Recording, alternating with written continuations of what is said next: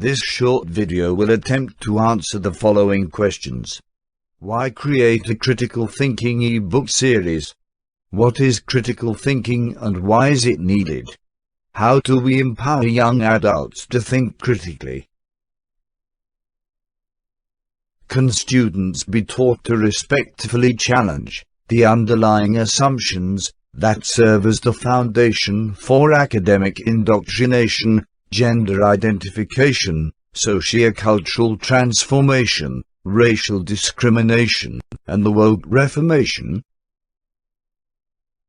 This critical thinking ebook series was designed to help students evaluate and navigate the basic academic landscape of ideas.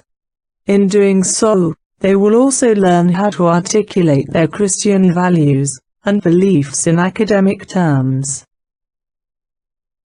These ebooks serve as a fundamental, philosophical, scientific, and moral analytical mechanism that can be used to analyze and evaluate relevant academic topics.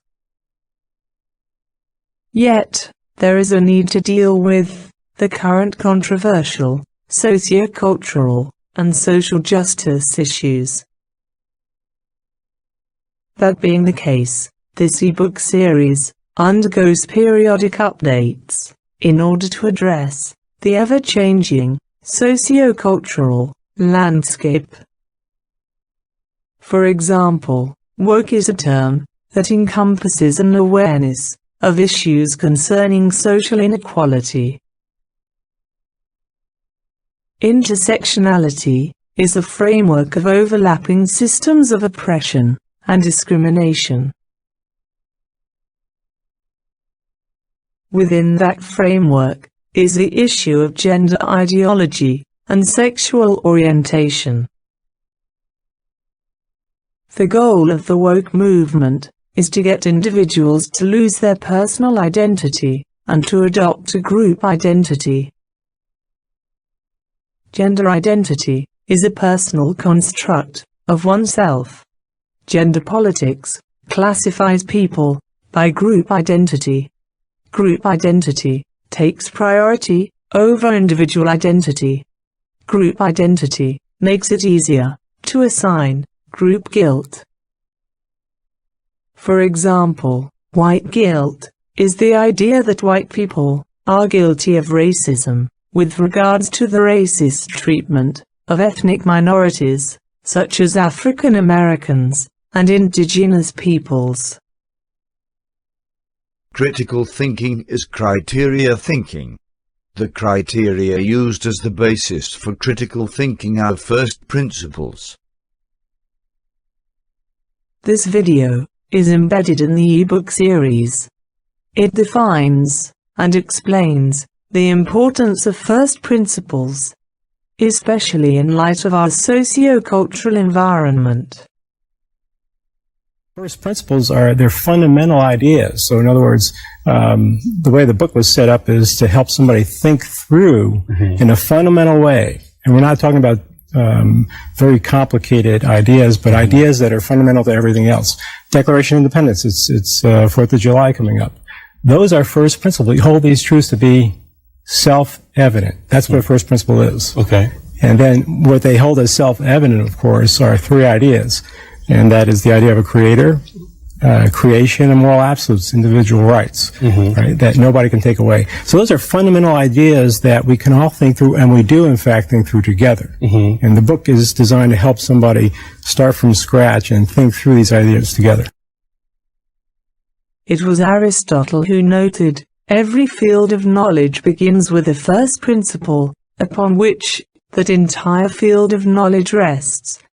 That being understood, each topic covered in this series is built on the academic first principle, upon which that body of knowledge is constructed. If you really think about it, I mean, we're God's children. He created logic. And if anybody should know how to think, it should be us. And we should be able to influence the culture, and that's the real point of tension right there. Do we really engage the culture? We're being engaged by it all the time, but to engage the culture in a way where we are challenging the assumptions of the culture. We're constantly being engaged by the culture. We can shrink away from that, or we can learn how to think about the culture and challenge the culture wherever God puts us in the culture. And I think fundamentally, it's assumption level. That is the first principle level, at the assumptions of the culture. Why is critical thinking needed? Critical thinking gives students the analytical skills to test the truth claims of any ideology. Ideologies form the operating principles that govern any society. Liberalism, conservatism, socialism, communism, totalitarianism, and globalism are examples of ideologies. What makes this ebook series unique? These ebooks contain graphic illustrations and video clip explanations of the major topics. These components enhance student learning by helping them to visualize and comprehend the topic being studied. However, the input received from student evaluations make this series quite exceptional. The critical thinking technique employed throughout the ebook series was tested by student interactions and feedback in the classroom. Hey, I'm Houston Coley. I'm in my second year of critical thinking and I'm in 11th grade. I've learned so much. It's just been a really eye-opening experience because it's not about memorizing facts or flashcards or terms or vocabulary. It is simply about opening your mind and learning thought processes that allow you to think more deeply about any variety of things, not just the subjects tackled in the class itself. My name is Marissa Seifert. I am critical thinking too. Some of the material he covers with us ranges from basic components that you need in order to reason and think to controversial issues such as abortion, homosexuality, and even the nature of law and justice. This series of ebooks has the advantage of being both comprehensive as a group and standalone topic by topic. As a group, they were written in a systematic and cumulative manner. Collectively, they form an intellectual lens that is actually a theistic world view. That being the case, students learn to evaluate beliefs and value systems through this intellectual lens. Ebooks can also be utilized to supplement courses on philosophy, science, psychology, theology, morality, ethics, legal theory and human rights. Before each ebook was finalized, student evaluations were weighed and, where applicable, integrated into the text. This procedure ensured that the principles and communication methodology was actually transferable. The following slides contain student comments as regards to the published version of the ebooks. Hi, my name is Amy. This ebook helped me to understand the fundamental characteristics of truth by using a step-by-step method. It is similar to a math book that teaches you how to add two numbers before you learn how to solve harder equations. Without the fundamentals, it is difficult to move ahead because you do not know what you are doing.